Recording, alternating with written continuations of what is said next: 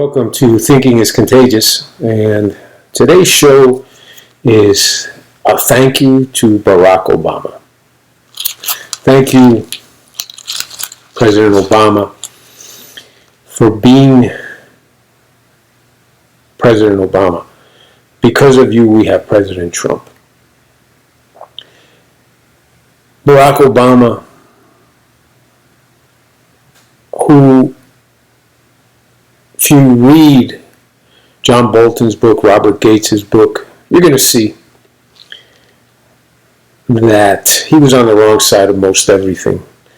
I still recall when he chided Mitt Romney.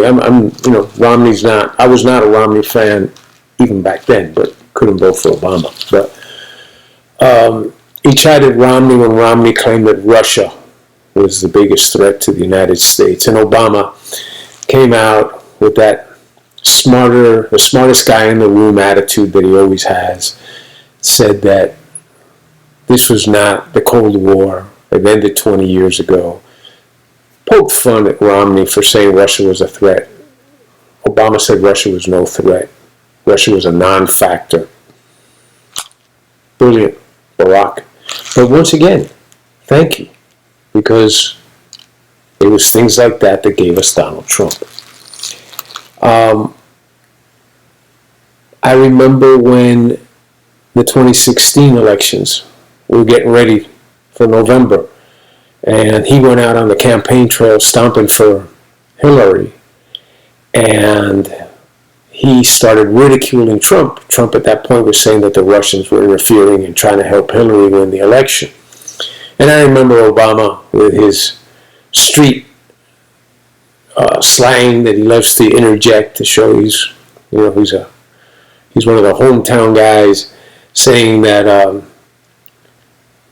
I think Donald Trump should quit crying, go out there and try to get some votes, quit blaming Russia, try to get some votes. Again, wrong side, ignorance. Thank you, Barack Obama. Robert Gates, in his book, Duty, and I'm going to continue on Obama, but I wanted to put this in there because we're thinking on a similar vein, also calls out Biden and says that he's been on the wrong side for 40 years on almost everything that has to do with foreign relations.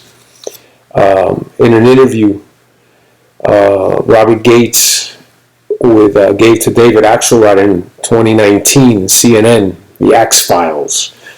And this is a quote: Biden was wrong on most foreign policy issues.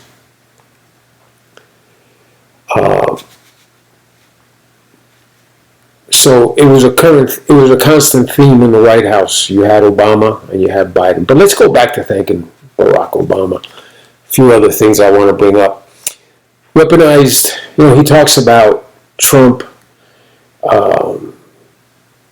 weaponizing his position, using it in Ukraine to try to force the issue with the Bidens, an investigation of the Bidens. Well, that was conjecture, was proven to be a lie, hearsay. What was proven true was that he spied on the Trump administration. He looked the other way as the FBI falsified FISA files, left out evidence, withheld evidence, fabricated evidence against Trump, which led ultimately to tens of millions of dollars of taxpayer money lost on an impeachment that was baseless and that they knew was baseless. It was proven in the Ron Johnson report that Hillary Clinton advised that she was going to fabricate an issue using the Steele dossier in order to deflect attention to her email scandal. Barack Obama was part of that. Thank you, Barack Obama, for your dishonesty. Barack Obama weaponized the IRS. From 2010 to 2012, leading up to his second term election, he weaponized the IRS against the Tea Party, conservative groups, and even against individuals who voiced their opinion against him. Not conjecture, proven. He weaponized the IRS, sicked them on these people to try to shut them down. Thank you for your corruption, Barack Obama. The ACLU reported that during Obama's two administrations, there was a 64% growth in electronic spying. The Obama administration in 2012 argued before federal courts, and this is a quote, "The public has no reasonable expectation of privacy regarding their cell phone locations. The government can obtain said locations without a warrant." Thank you, Barack Obama. As to civil liberties, he greenlighted a giant government database of information on millions of citizens, millions of United States citizens. The president of civil rights, millions of citizens who were not terrorists, and as a matter of fact, had never committed any crimes. Thank you, Barack Obama. He purged Gitmo. He wanted to close it. That was one of his campaign promises. And Congress did not go along with him. So he circumvented, released the prisoners, 580 prisoners, behind the back of Congress, corruptly, fraudulently. And what happened? About half of those came back and fought Americans, 50%, fought Americans. And Paul Lewis, who was his special envoy to Guantanamo during that time, testified that the released prisoners were responsible for the deaths of several Americans. So, thank you, Barack Obama, for your corrupt actions. And you do have blood on your hands directly with Guantanamo. You also had blood on your hands in many other cases that you have chosen to look the other way, but we'll never forget Hillary Clinton and you and Benghazi, as our people were shot and killed, and you, Hillary, working for you, did nothing about it. Benghazi, thank you. Obamacare, thank you for lying. You can keep your policy if you like it. We're going to save everyone so much money. The facts were that health premiums went up and coverage got worse. Thank you, Barack Obama. Recovery. All recessions since World War II, the average recovery for jobs lost to re-emplace, to go back to ground zero on loss of jobs is about 25 months. The Obama administration took 77 months. Obama-Biden administration took 77 months. Thank you, Barack Obama, for being incompetent, in over your head, and unable to handle the job.